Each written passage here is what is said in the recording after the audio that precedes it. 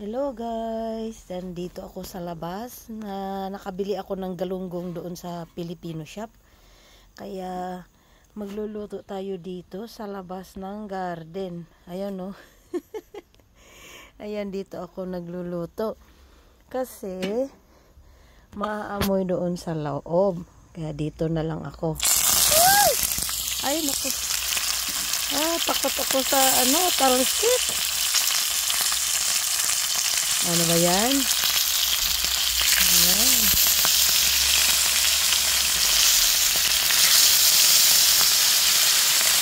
Takot ako sa talsik. Ayan. Dito ako sa labas. Ano ba naman to? May buhok. Ito yung pinaglutuan ko guys. Yung barbecue. Yan, lagyan natin para dire-diretso. Ito yung barbecuehan ko dati.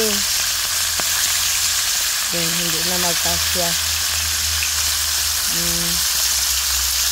Ginawa ko na lang siyang pang kasi yung butil na tawag sa atin. Yan. Ginawa ko siyang paglutuan ko. Ayun no. Yung barbecuehan ko yan eh. Kasi may barbecue ako ditong isa na bago. Ito, pakita ko sa inyo ha. Ayan. Yung barbecuehan ko na bago. Hindi, wag niyo yung pansinin sa likod guys. Kasi ito eh. Nilinis. Hindi ko pa ito nalinis ng gusto. Ayan o. Ayan. Maano pa siya. Tinanggalan ko ng takip. Tapos hindi pa ito. Nilinisan to eh. Kaya tinanggalan ko siya ng takip. Kaya siya, medyo nakalawang konti. Ayun Ayan na, barbecuehan ko yan. Tsaka maganda to kasi may abrilata. Ayan yung uling ko sa ilalim. Kaya may bago kasi akong kaya yung luma ko, pinag-anuhan ko na lang ng lutuan.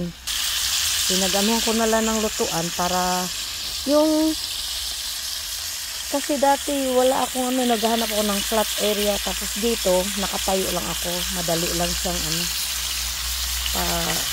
magluto sa labas. Kasi maambon siya naman, hindi naman siya gaano magandang panahon ngayon, kaya dito na lang ako magluluto. Balik pa rin natin kung gusto ko yung crunchy na crunchy siya. Ay.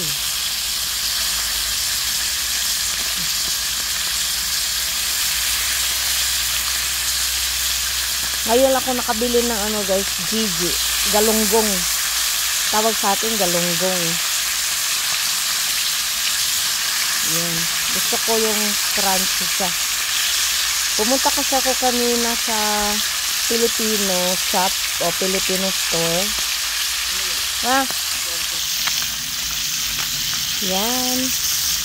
May tumawag sa akin. Pasensya na. Kaya doon ako sa sa Filipino kanina. Kwentuhan na tayo habang nagluluto ako.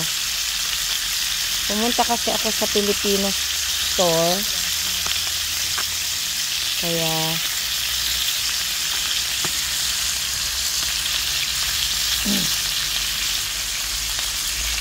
bumili ako nito kasi sabi ko matagal na ako hindi kumakain ng isda. Ay, aray ko, talsik.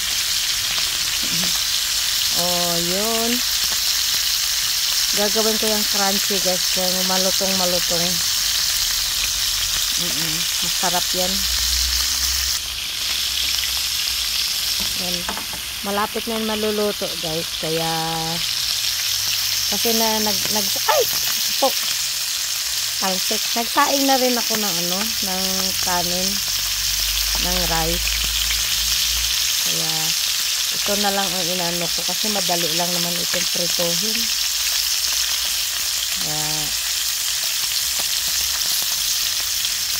Tapos yung iba nito, lagyan ko ng gulay. Kaya 6 ito eh. Mag-isa pa ako dito oh. Ayan. Hindi ko pa nailagay kasi maliit lang ang kawali ko. Kaya anin ito.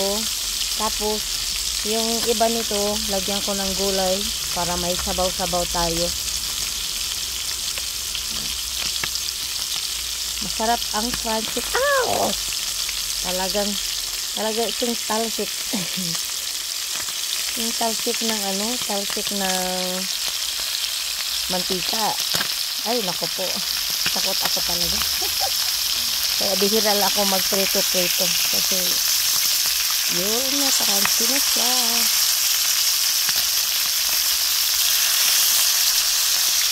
Gusto ko talagang super crunchy siya. Para, masarap. Ano ba naman to? Panay.